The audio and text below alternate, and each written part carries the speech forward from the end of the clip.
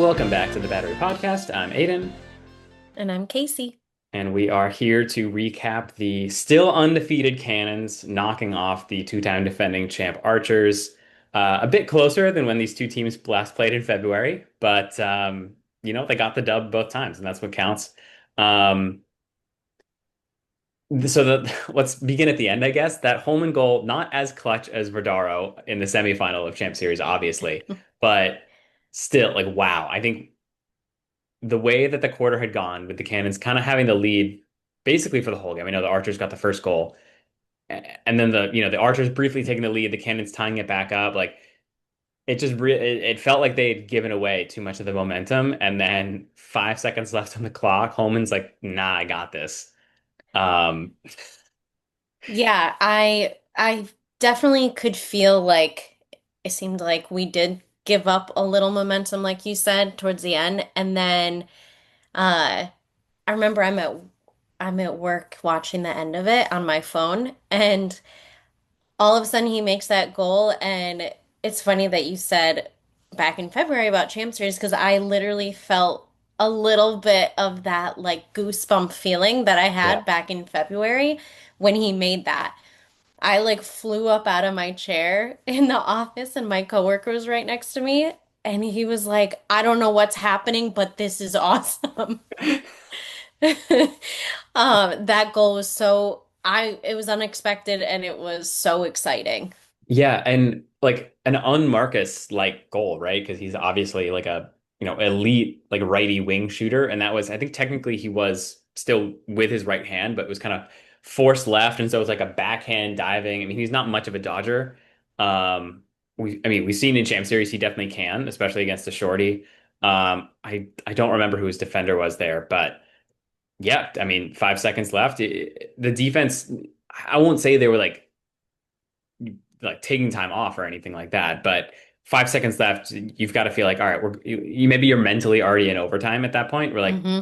let's just like we'll win this face off. We'll get and yeah, 5 seconds, plenty of time. I think there was a Cannons player on the crease as well, so the slide was not going to come because obviously you give up a pass on the crease there.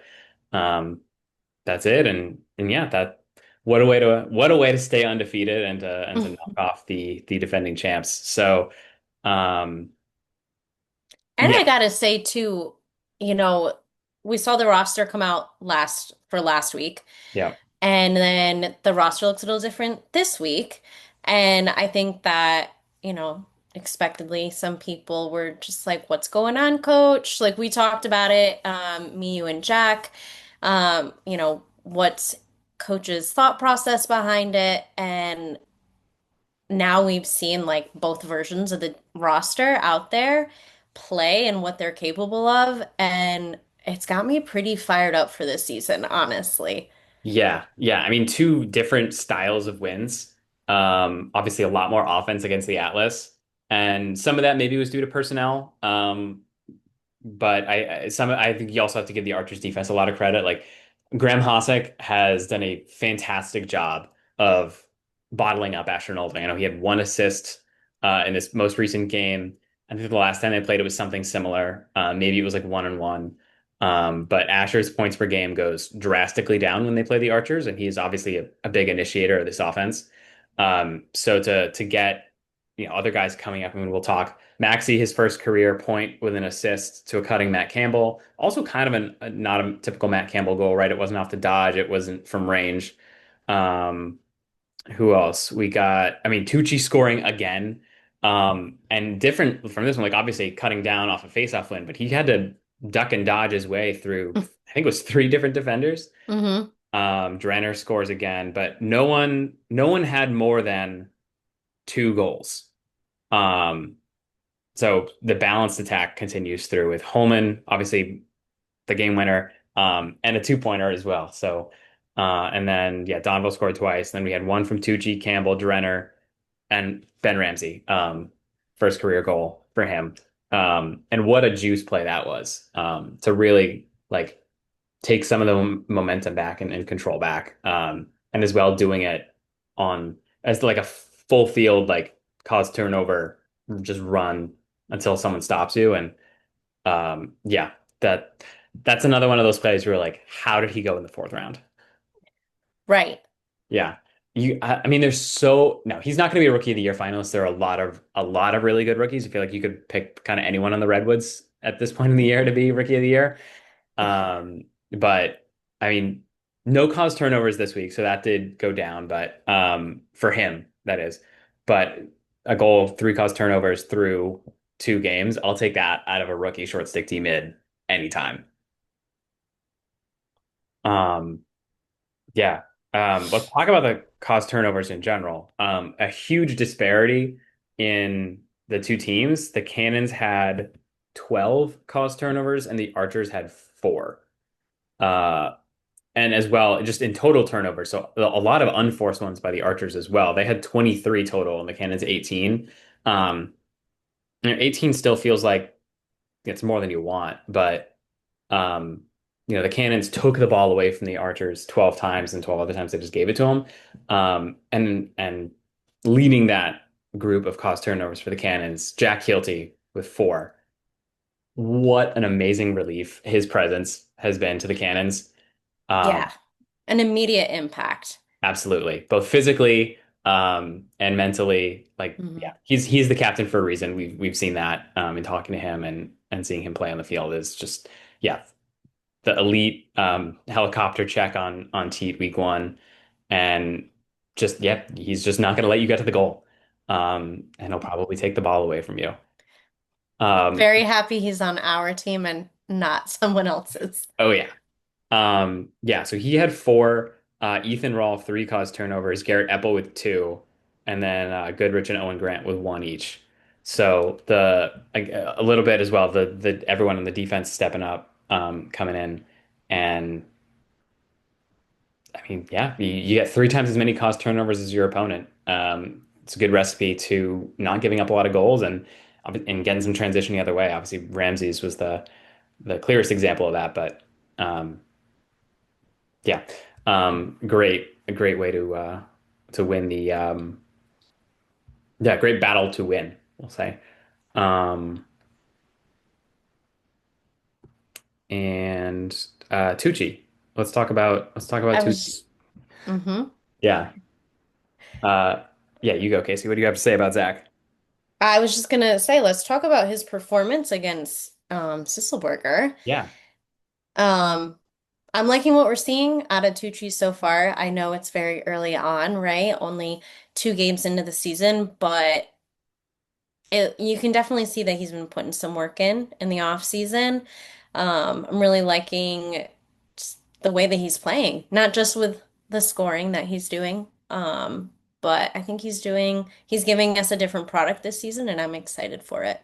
yeah. I said this right before we started that I kind of go into a game thinking the Cannons are not gonna get the majority of the face-off wins, which obviously they don't have to win. Like Tucci was below 50% last year, and the Cannons still went 7-3. But he was exactly. I think maybe it's more of a story of how underperforming Sisselberger has been, because he really got demolished week one against Nardella, and not demolished this week, but he was 8 for 18 and Tucci 10 for 20 because Sisselberger also had a couple violations. And the, yeah, it is somewhat mitigated with the 32-second clock off the face-off, but if Tucci, like you said, has put the work in to become, I don't know if it was like the Drip King thing specifically that like lit a fire under him, or he just knew that he needed to be better based on last year, but he's really stepped it up, and I'll take a goal a game out of the face-off guy, right? Like, I have not been taking him in fantasy pretty much any week because obviously you want to take Trevor Baptiste the weeks that you can. But I mean, if your face-off guy is going to go 50% and get you a goal, and obviously a bunch of ground balls as well, um, it's Yeah. not that he's doing this for fantasy reasons, but he's clearly proving himself to be a much more valuable player. Um, Yeah, absolutely. We have to get him on. Have we ever had him on the podcast? We have not. We tried. The obviously the week he had the three goal performance, including the two-pointer and the game winner against Philly last year. I think he had like a trip that week, and so was not available. But yeah, I think Tucci and Ramsey are the two people we need to talk to next. I mean, no, we need to talk to everyone that we haven't already Yeah. talked to. Because yeah, I'm thinking like Will Manny, Golder Magacy, um, Kelly Hogg. Like I think Moderna. yeah. Oh yes, yeah. Odorna, not just the players. Um, yeah, I think he's climbing the ranks to where he doesn't like. There wasn't really a face-off guy in the draft that you could have upgraded with, but that was a position that the Cannons needed to upgrade. And if the upgrade just comes from Zach Tucci getting better, fantastic. Right. Yeah. Rather than because Yeah, you're not rather than having to like trade for somebody or to use a draft pick on that. right. If we just improve on what we've already got, then that's great. Yeah, and I think it's not also like entirely on Tucci. I think the wing play has been a big upgrade as well. And the Cannons D mids, all the faith in them, and Owen Grant is such a ground ball machine, as well as Ethan Rawl. But if just the comfortability of playing together, like I think Tucci probably got, excuse me, he probably got much more of a full training camp where last year the Cannons weren't really sure if they were going to do that, like throw a D mid on the faceoff to lose it and try to push the other team backwards, like that prevent strategy, which they tried week one and it didn't work, and Tucci played himself into the lineup. But this year, having that full training camp experience of like we know this is our strategy, like you're our guy, um, just has got to one do a lot for his confidence as a player Hmm. and the whole team just to really work together as a unit because faceoffs are a 3-on-3 battle, not one on one, unless the guy wins it super cleanly and just runs forward, which of course happens from time to time, but can't count on that at the bro level at all. What Yeah. other topics to talk about? Talk about Kirsty. Yeah. So 65%. absolutely. Yeah, I think we'll talk about the other games and the incredible performance by Blaze this weekend, but I think Kurst is definitely making a case for himself to be, if not in the conversation as the second best goalie, at least the third. He's outplayed Liam Entenmann and now he's outplayed Brett Dobson, who clearly had somewhat of an injury and a little bit limited mobility. Um, not, it's a bit of luck for the Cannons part. You can't say any of those goals that went in wouldn't have gone in if he was healthy or whatever. Yeah. But yeah, Kirst rising to the occasion. I think him being inserted as a starter a couple years ago really helped turn the team around. Like they were 0-2, and then they put Kirst in net and won like 6 or 7 games in a row. I forget what it was to make the playoffs in yeah in Brian Holman's first year. Um, Yeah, I mean that's got to be the foundation of a great team is a great goalie. You see it obviously with the chaos and the elite defense they have, and I think him and he's played with Keelty for a couple years now. It's the second year with Young and Epple. I guess the third year with Ethan Rawl. Um, yeah, just the chemistry and the comfortability that defense has, starting with him as a communicator on that back end. Um, Amazing. And just as an unrelated thing, I saw, I must have been during the Whips Water Dogs game, the clip of the family in the stands at the national championship game, seeing CJ win. And Colin was the most visibly excited. Like you could, no audio, but him like, I think like close to tears to see his brother do that, which is Hmm. we hear all the time. Like I don't think the PLL can go more than half an hour without talking about what a great family the Curses are. But to see that concrete example of it is really nice, and I'm sure there'll be a bit of rousing of CJ, holding that national championship over his brothers who didn't win one. Uh, but the way that they all support each other and care about each other and their teammates as well is wonderful to see. Yeah. Um, Yeah, I haven't seen that clip, but I'm gonna look that up and yeah, definitely watch that. yeah, You know that I'm a big Cursed fan, so absolutely. Um, Yeah, I know that jersey for you is uh it's on its way, and if not literally. I'm sure you'll have it by the end of the season. Uh yes, Kirsty, if you want to sign it for me, on our Boston weekend. Yeah. Oh, I mean, we'll get in there for sure. Uh, yeah, the autograph alley or the interview room, whatever it is. Let's see what other topics there are to talk about from this game. I mean, I think just generally, like the cannons look like. Sorry. Let's talk about the probably the biggest negative from the game of the penalties. Um, Mm, so the Cannons were the most penalized team last year by a pretty wide margin, and played great through the first half. I mean, still played well the whole game, but a couple penalties late is really what gave the Archers the chance to win. I don't know why the stat thing doesn't have penalty minutes on it. yeah, I was just looking for that too. Uh, but I think at least if you search the Cannon stats, you can see penalties. No, only by the offensive, because I know Maxey took a penalty for tripping. Um, Rawl took one. Come on, PLL. Let's scoring plays, all plays, power penalties. Here we go. All right, it's a different tab.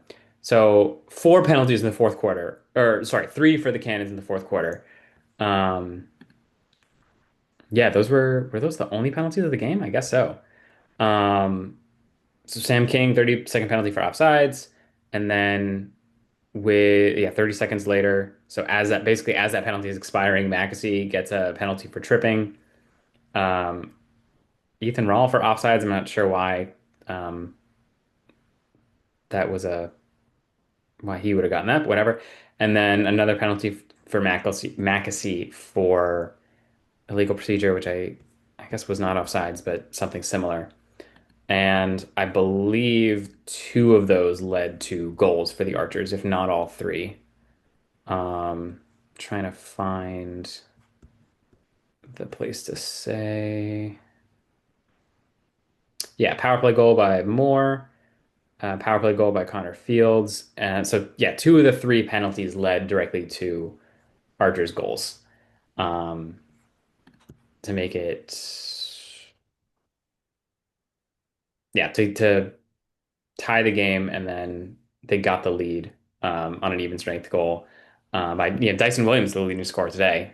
So the Cannons did a good job of taking away the A team essentially, of Moore, of Schreiber, um, Ament as well because of his hamstring. But yeah, you can't shut down everyone. That team's too talented.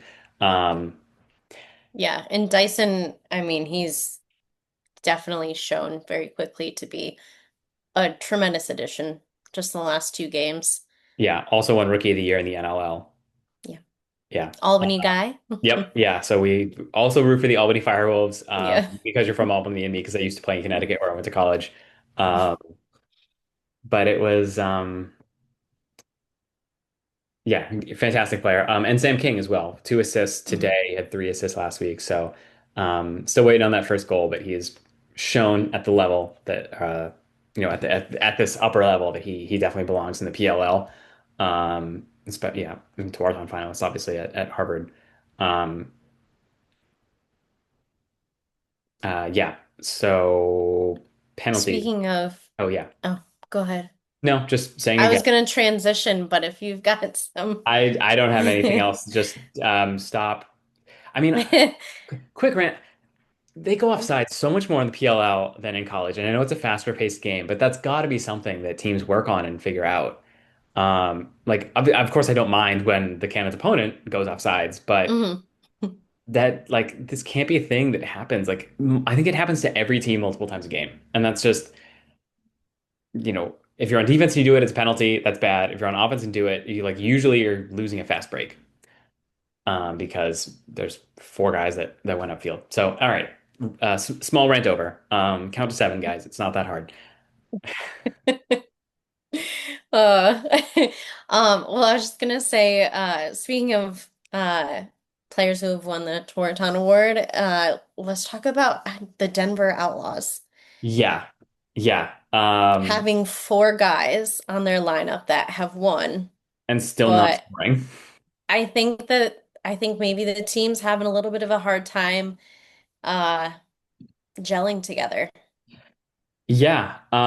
I this is a an interesting. I don't think it's a particularly hot take at this point, but the Outlaws might be the worst team in the league. I mean, this Chaos team, they had like backed by Blaze Reed setting the single game saves record. So like take like they ran into a very difficult opponent in Blaze and that amazing defense. But yeah, they I think they just have too many guys who all play a similar like ball dominant style. Um, where like all of them, yes, they all take up a lot of attention and you don't want to slide off anyone, but if your team trusts its defenders enough, as the Chaos do, where like if you're not gonna just if you're not gonna like strip the ball and go the other way, you're at least gonna be pushing him down the alley, and if you're shooting like 12 yards away on the run at a low angle, Blazer Reed's gonna save that 99 times out of 100. And if that's your plan, if you can't, and if everyone's a big ball dominant guy, you're not like setting picks and screens and cutting like to open up a teammate. And I'm not saying that anyone's playing selfish. I'm just saying like that's the type of player that they all are. It's difficult to run an offense that way. Um, and it's the same with any sport. Like five Connor McDavids wouldn't be. I mean, they would still be a very good hockey team, but their defense would certainly take a hit, and they wouldn't like you're just not like there's a lot of different roles that guys have to play, and the Tuaraton is usually going to go to the guy who scores the most points and has the ball on his stick a lot. And unless it's like Top Gun lacrosse, there's only one ball at a time. So it's yeah, I don't. They look Yeah, I think there's a lot of talent on that team, obviously. Um, Speaks for itself. But if you do have too many people who are maybe used to being that person that does get the ball on the stick and scores for the team, or you're a little selfish, like you're not going to be quick to pass to someone else so that they can get a goal. Um, you can't have everyone trying to score at the same time. yeah. So they got to figure it out.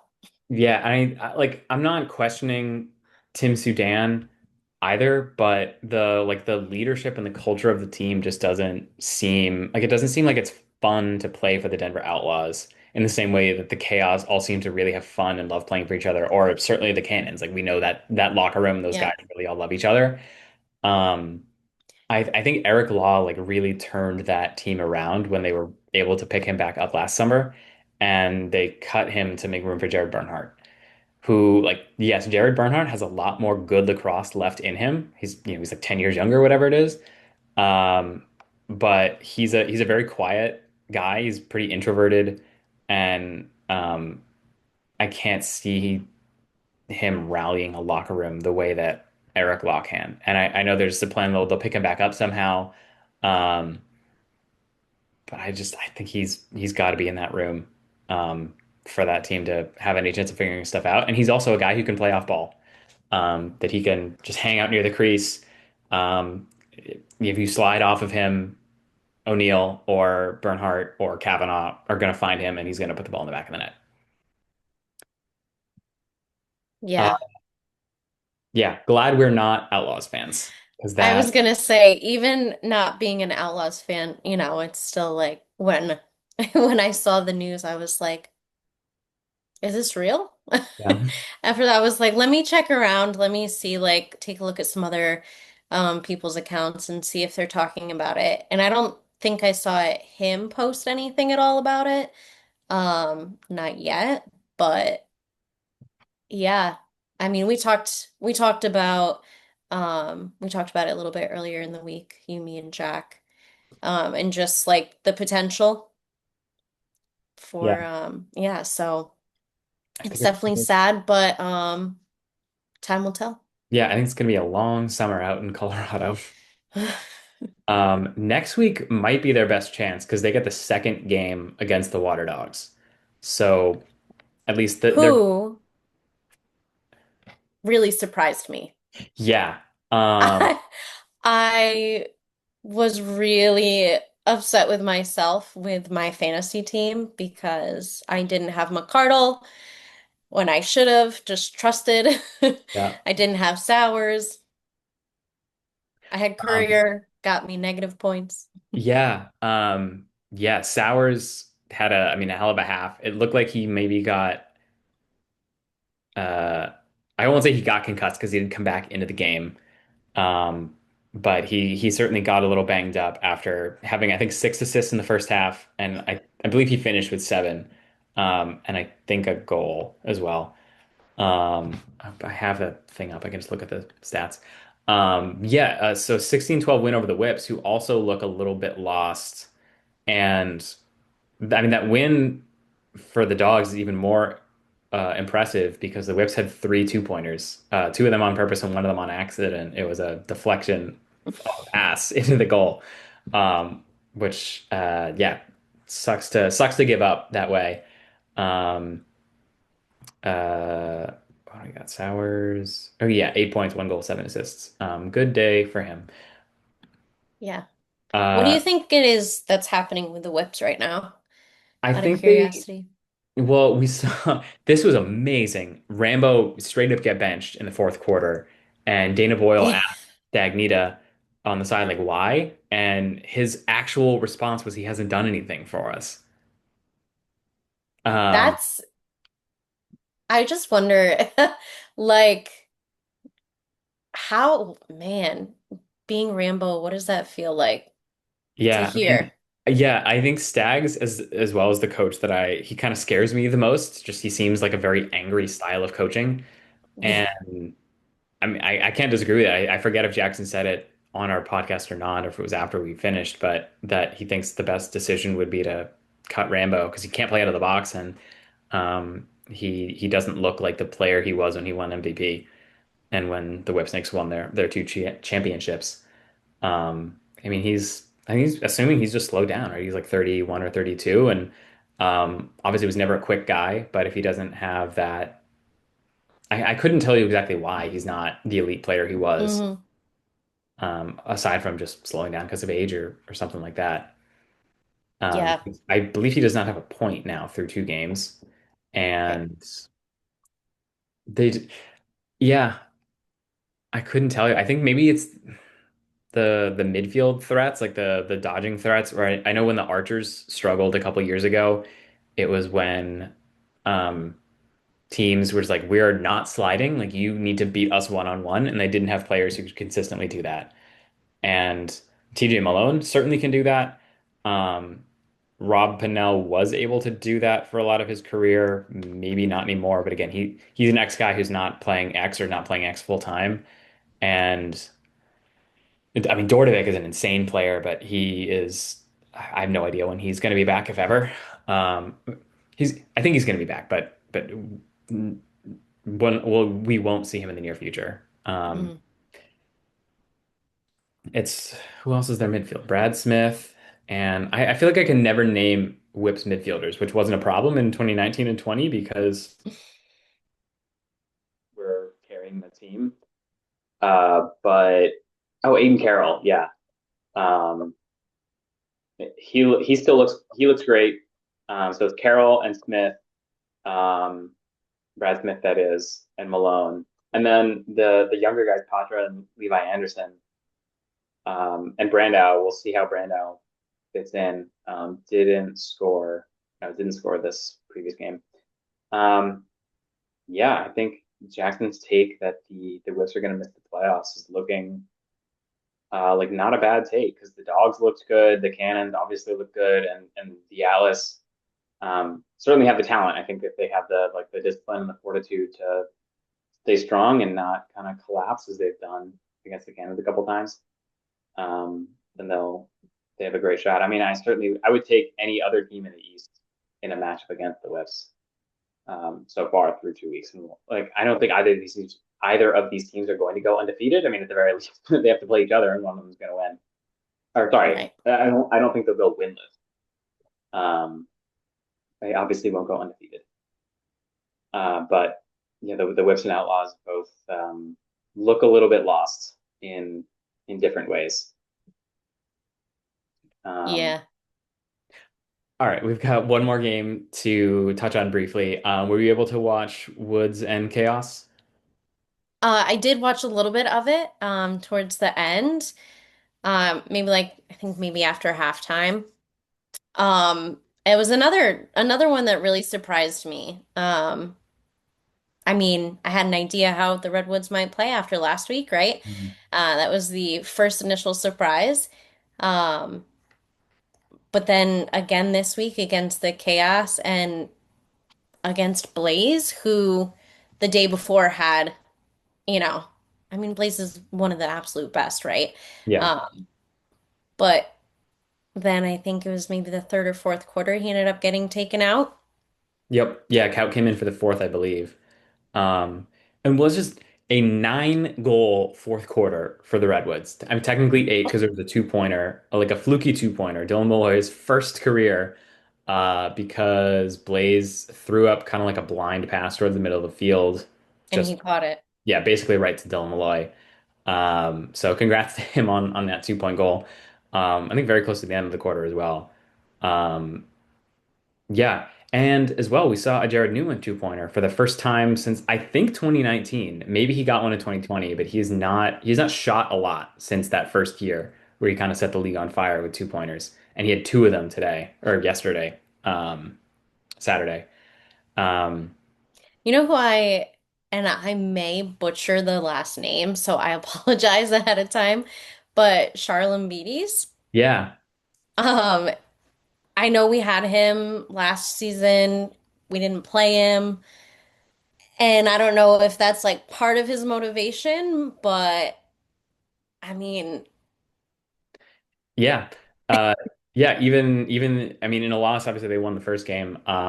Yeah, he's had like two career PLL games, something like that, but has had a very successful NLL career, or is still, I mean, he's in the middle of a successful NLL career. yeah, As you know, it's just that lefty attack spot. Like that's what he does, and if someone else is in that spot, there's really not another place for him. So we'll see what happens when Owen Hiltz gets his visa. But yeah, he is certainly playing like a guy who deserves to stay in the lineup. yeah, for sure. Yeah. Um, I was really surprised by this. I wasn't surprised that the Redwoods won. That is what I expected. But when the Chaos went up 4-0, I didn't think I didn't think the Redwoods were going to be able to score enough, and or basically just outscore them by enough because I thought Blaze was going to be able to shut the door like he did the day before, and I didn't trust Chase Erlin enough to really like stand on his head and keep the Chaos out of it. Yeah, but obviously that is exactly what did happen. Oh well, I think the Chaos just didn't have the ball a lot. Um, this is where again Nick Rowlett. Let me look up the face-off stats. Yeah, Erlin went so TD went 17 for 24. Rowlett 10 for 26, which is like 10 for 26 is not awful, but it's not It's uh, not going to be Erlin. right, and it's below 50%, which when you're a team who gave up a 9 goal quarter, is you need to start getting the ball back. And I think the legs too. With the Woods having a lot of young guys, um, Hmm.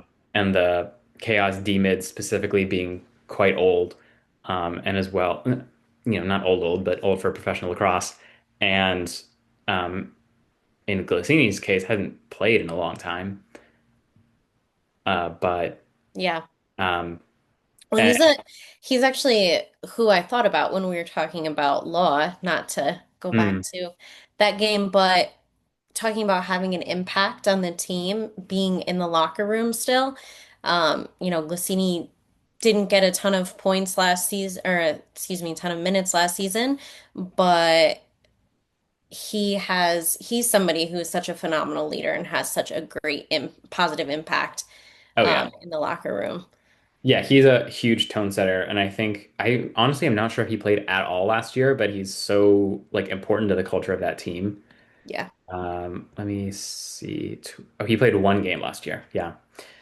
Um, and we didn't mention, but he did score in their first game against the Outlaws, which is really, really cool to see. But I think they just it's a case we saw um, for a few weekends last year of the team in the second day of the back-to-back just kind of runs out of gas. Hmm. And particularly when I think the Redwoods team right now is really like jacked up, like really excited to be playing for this new coach and new team and have all this young talent and scoring power. And man, did they let him have it. And Blaze was still above 50% in this game, 15 saves. But the shot disparity was just absurd. Um, yeah, 58 shots for the Redwoods to 31 for the Chaos. Um, It's quite a difference. yeah, it's hard to win a game being outshot by that much. I mean, uh, yeah, Erlin technically was above 50%, but he only made 9 saves.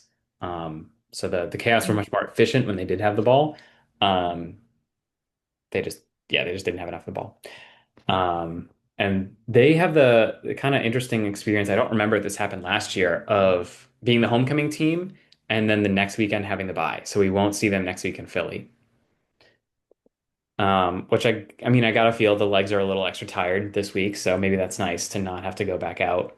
Um, Hmm.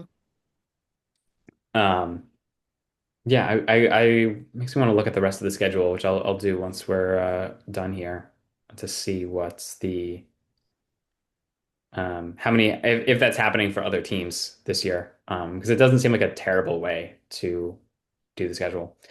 Um, yeah, all right. I think you feel good about that, Casey. Did we pretty much cover everything we needed to cover? I think so. Yeah. Um, let's just quickly check the standings. I know the Cannons are at the top, but I just want to see it. Um, yeah, so Cannons and Redwoods, believe it or not, only teams that are 2-0. And the Dogs are 1-0, so they could potentially take the first overall spot if they beat the Cannons next week. We'll be on later in the week for that preview of Cannons and Dogs, which is going to be so much fun, like it was last year. If Tucci scores a goal for a third week in a row, that'll, I mean, especially if he does it again in Philly, that'll just light the place up. Um, yeah, we've got Cannons up at the top, 2-0, and love to see it the Maryland Whipsnakes all the way at the bottom at 0-2 with a -5 score differential. Right where they belong. Absolutely. Oh, yeah. All right. So the Woods are actually first overall in the standings because they have a better score differential. Better score. Wow. Yeah. Again, Talk of course. about night and day. I This know. this Um, offseason was crazy. yeah, we talked a lot about how the Outlaws reshaped their team last year. They're dead last, by the way, 0-2 with -6. And let's just flip back to last year to the 2024 regular season. If the website will let me do that. 2024 regular season. There we go. Nope, it's still showing me 2025. I can see 2024. All right. So Atlas were number one in the Eastern, 7-3. I just want to Cannon see 7. where the Redwoods were. Although like I assume they were last in score differential, I believe. They were 3-7. Yeah. And then Philly what was 2-8. right. What was the goal differential for those teams though? Oh, -32 for the Redwoods, and then -12 for the Water Dogs. Yeah, I mean that's insane that they won one more game and they gave up. Like their goal differential was 20 worse. Like they were on average losing a game by 3.2. I mean, we can't talk too much trash because the Woods did beat the Cannons in Harvard, and that was really, really sad and frustrating. Ugh. Um, but yeah, the transformation to go from -32 through 10 games to now +9 through two. I can't see this team having a negative goal differential now at any point in the year. Um, I mean, like maybe next week if they lose really, really badly to no, to who are they playing next week? Um, this is Cannons podcast. I feel like we've talked more about other teams than. I mean, yeah, they're playing the It Archers, so is the Cannons and the Water Dogs. Cannons Dogs. Yeah, I'm saying I can't see the Woods having a negative goal differential unless they'd have to lose by a bunch to the Archers, Hmm. and then yeah, they'll finish the year with a winning record and positive goal differential, I'm sure, and make the playoffs. Yeah, that game in they're playing again at Champ Series or not at Champ Series at Homecoming this year. Um, I'm gonna be yeah, that game could decide like it's on pace, right, to decide like the one seed or um in the overall standings or maybe secure one team's Champ Series place. I guess it'll be the Redwoods last game, but the Cannons will play again the next day. Yeah, gonna against be the Whips. yeah, which is looking like an easier game than I thought it was gonna be. Um, yeah.